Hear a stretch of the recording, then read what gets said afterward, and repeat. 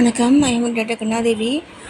இந்த பதிவில் நம்ம என்ன பார்க்குறோம்னா, எந்த மாதிரி ஆண்கள், பெண்கள் இருந்தால் இந்த ஆப்போசிட்டாக இருக்கக்கூடிய கணவன் மனைவிக்கு பிடிக்கும் அப்படிங்கிறத நம்ம பொதுவாக நம்ம தெரிஞ்சுக்கிட்டோம்னா, அவங்களுக்கு பிடிச்ச மாதிரி காலம் முழுக்க வாழ்ந்துட்டு போயிடலாம்ல.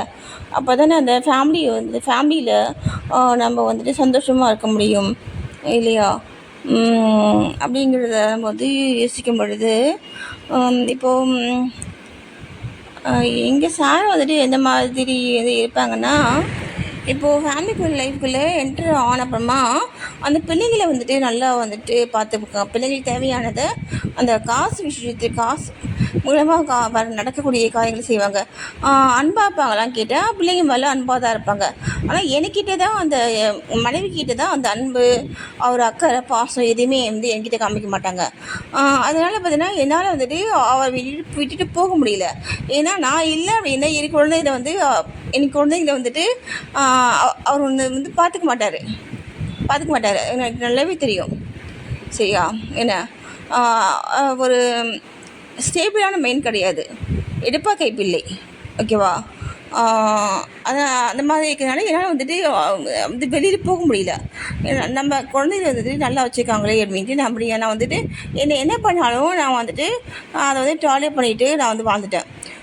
இப்போ இது இந்த மாதிரி ஆன்மாக்களுக்கு முக்திங்கிறது கிடைக்காது. சரி, அவங்க இப்போ பிறவிகள் தோறும் பிறவி இருக்குமாங்கிறத கூட டவுட் தான். அப்படி இருந்தாலுமே அவங்க ரொம்ப துன்பப்படுற வாழ்க்கையை தான் அமையும்.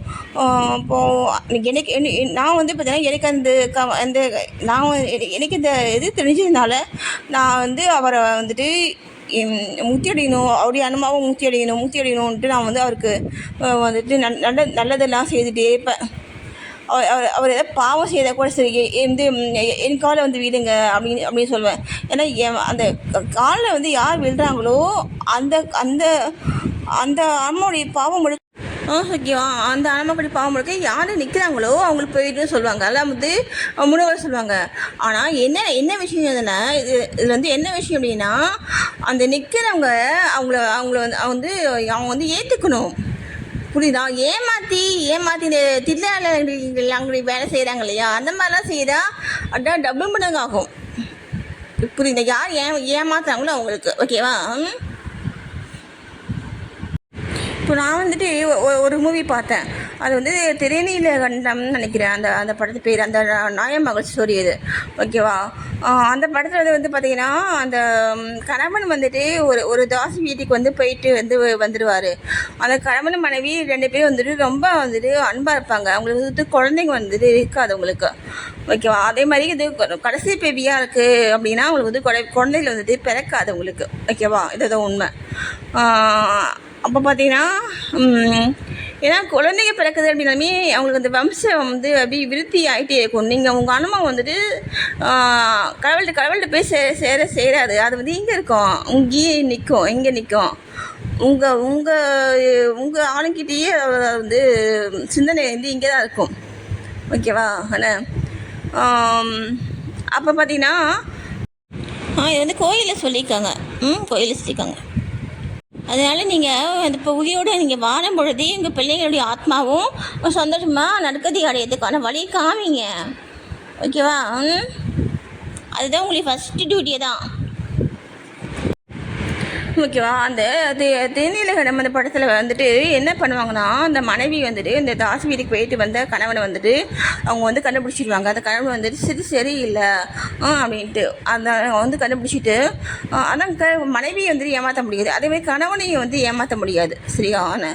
அவங்க கண்டுபிடிச்சிட்டு, நீங்கள் இனிமேல் என்ன தொடக்கூடாது, திருநீலகண்டம் ஆணையை அப்படின்னு சொல்லிடுவாங்க. யார்? சிவன் மேலே ஆணை அப்படின்னு சொல்லிடுவாங்க. ஏன்னா 2 பேரும் பார்த்தீங்கன்னா சிவபக்தர்கள் தான். ஓகேவா? அந்த வைக்கும் பொழுது அதனால் பார்த்தீங்கன்னா கிட்டத்தட்ட அவங்களுக்கு ஒரு அவங்க முதன்மை காலம் வந்தப்போ கூட அவங்க தொட மாட்டாங்க ஒருத்தர். ஓகேவா? அது ஒரு ஸ்டோரி இருக்குது, அந்த படத்தை பாருங்கள். இப்போ அந்த பெண் எந்த மாதிரி இருக்கணும்னா, அந்த ஃபேமிலியை வந்துட்டு நல்லா பார்த்துக்கணும். நீங்கள் வந்துட்டு அந்த உங்கள் தாத்தா உங்கள் பாட்டிக்கிட்ட உங்கள் அம்மா கிட்ட கேட்டு அவங்க சொல்லுவாங்க. ஒரு மனைவி வந்துட்டு அந்த ஃபேமிலியை வீடு வந்து சுத்தமாக வச்சுக்கிறதுலேருந்து அந்த பிள்ளைங்களை வந்துட்டு பராமரிக்கிறதுலேருந்து அவங்களுக்கு வந்து ஹெல்த்தியாக அந்த பிள்ளைங்களை வந்து ஹெல்த்தியாக வந்து வளர்த்து ஆளாக்குறதுலேருந்து அவங்க வந்துட்டு இதுதான் பார்த்தீங்கன்னா அவங்க வந்து ஒரு மனைவியுடைய கடமை.